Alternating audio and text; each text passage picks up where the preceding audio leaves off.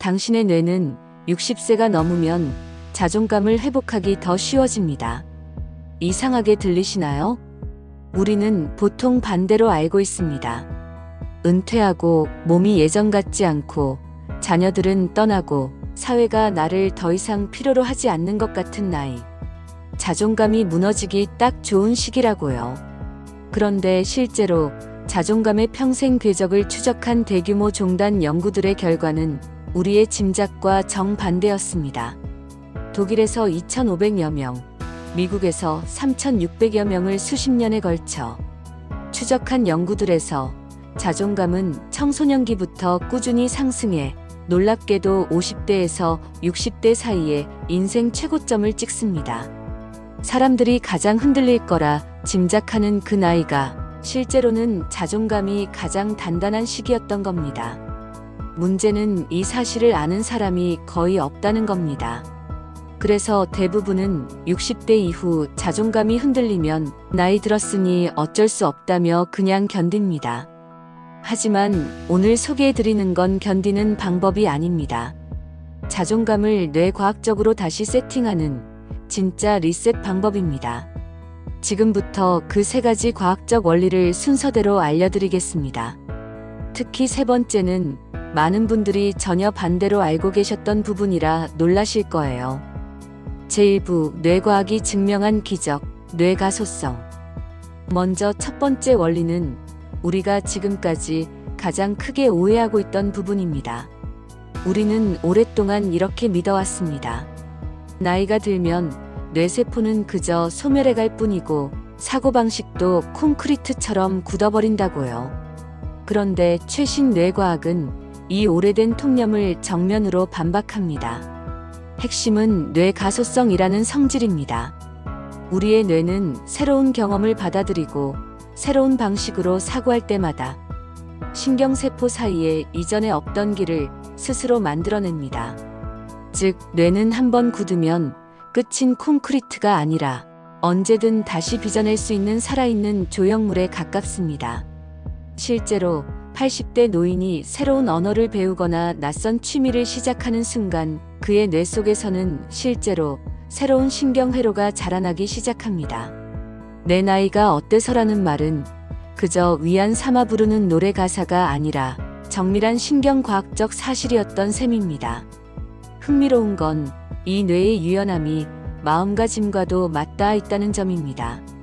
예일 대학교의 심리학자 베카 레비의 연구는 노화를 긍정적으로 바라보는 사람이 부정적으로 바라보는 사람보다 평균적으로 더 오래, 더 건강하게 산다는 사실을 반복해서 보여줬습니다.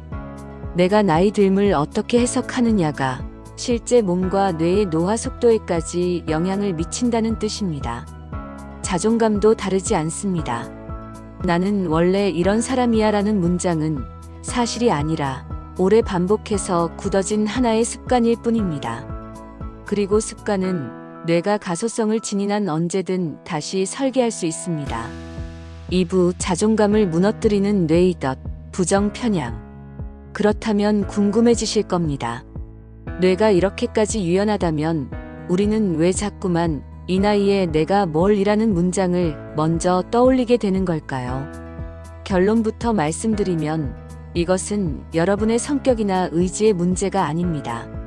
인류의 뇌에 새겨진 아주 오래된 생존 본능의 흔적입니다. 맹수와 자연재해 속에서 살아남아야 했던 원시 시대의 인류에게는 낙관적인 생각보다 위험을 먼저 감지하는 부정적인 사고가 생존에 훨씬 유리했습니다.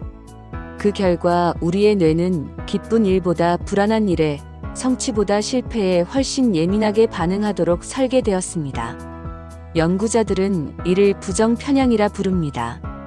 은퇴 이후 찾아오는 막연한 상실감, 줄어가는 인간관계에서 스며드는 외로움. 이 모든 감정은 사실 내가 무능해서가 아니라 뇌가 나를 보호하려 지나치게 예민한 경보를 울리고 있는 것뿐입니다. 그러니 앞으로 마음 한구석에서 부정적인 생각이 고개를 들 때는 이렇게 바꿔 말해보세요. 아, 내 뇌가 또 나를 지키려고 과잉 반응을 하는구나. 내가 부족해서가 아니야. 이 하나의 인식 전환만으로도 자존감 리부트의 절반은 이미 이루어진 셈입니다. 제3부 자존감 리부트를 위한 3가지 뇌과학 습관. 원리를 이해하셨다면 이제 남은 건 실천입니다. 뇌를 실제로 다시 훈련시켜 자존감을 끌어올리는 검증된 3가지 습관을 소개해 드리겠습니다. 첫째, 작은 성취를 뇌에 차곡차곡 저축하세요.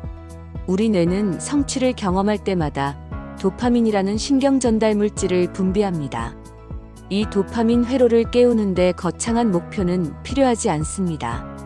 아침에 이불을 정리하는 일, 하루에 물 5잔을 챙겨 마시는 일, 오늘 찍은 꽃 한 송이 사진을 가족 채팅방에 나누는 일, 이런 작은 성취를 매일 기록하고 스스로에게 인정을 건네보세요. 뇌는 이 작은 성공들이 쌓이는 것을 지켜보며 나 제법 잘 해내고 있잖아 라는 감각을 서서히 되찾기 시작합니다. 둘째, 나 자신을 가장 다정한 타인처럼 불러주세요. 뇌는 놀랍도록 순진해서 내가 스스로에게 건네는 말을 있는 그대로 받아들입니다. 오늘부터는 거울 앞에서 자신의 이름을 부르며 말을 걸어보세요. 누구누구야, 오늘 그 옷 색깔 참 잘 어울린다. 너는 참 따뜻하고 멋진 사람이야. 평생 누군가에게서 듣고 싶었던 위로를 이제는 나의 목소리로 나에게 직접 들려주는 것입니다. 청각을 통해 전달되는 이 다정함은 뇌의 정서 중추를 실제로 안정시키고 자존감을 더 단단한 기반 위에 세워줍니다. 셋째, 매일 하나씩 뇌에게 낯선 자극을 선물하세요. 늘 걷던 산책로 대신 한 번도 가보지 않은 길로 걸어보는 것. 스마트폰 속 새로운 기능이나 AI 기술을 하나씩 익혀보는 것. 평소라면 손이 가지 않던 낯선 장르의 책을 펼쳐보는 것. 이런 작은 낯섦들은 잠들어 있던 뇌세포를 깨우고 나이와 무관하게 나는 지금도 성장하고 있다는 감각을 다시 심어줍니다. 미국의 시인 사무엘 울만은 그의 시 청춘에서 이런 통찰을 남겼습니다. 진정한 청춘이란 인생의 특정한 시기를 가리키는 말이 아니라 지금 이 순간 내가 품고 있는 마음의 태도 그 자체라고요. 오늘 우리가 함께 살펴본 이야기는 일시적인 통찰이 단순한 위로의 말이 아니라 실제 연구들이 가리키는 방향과도 맞닿아 있음을 보여줍니다.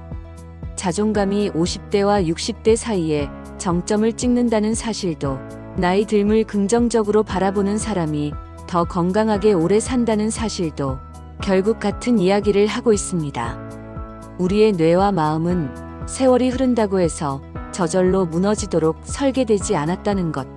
그렇다면 지나간 세월이나 흘려보낸 시간을 아쉬워하며 마음을 빼앗기기엔 지금 우리 앞에 펼쳐진 인생 이막이 너무나 소중하고 눈부십니다. 오늘부터 내 뇌의 가소성을 믿어보세요. 작은 성취를 하나씩 쌓아가고 나 자신에게 가장 다정한 목소리를 건네며 매일 조금씩 낯선 자극으로 뇌를 깨워보세요. 이 3가지 습관이 반복될 때 여러분의 자존감은 서서히 그러나 분명하게 다시 세워질 것입니다. 여러분은 지금도 충분히 매력적이고 무엇이든 다시 시작할 수 있는 멋진 에너지를 지니고 계십니다. 나는 매일 더 멋져지고 있다. 여러분의 뇌는 이 문장을 읽는 순간부터 이미 그 방향으로 움직이기 시작할 것입니다. 오늘도 활기차고 멋진 하루 보내세요. 감사합니다.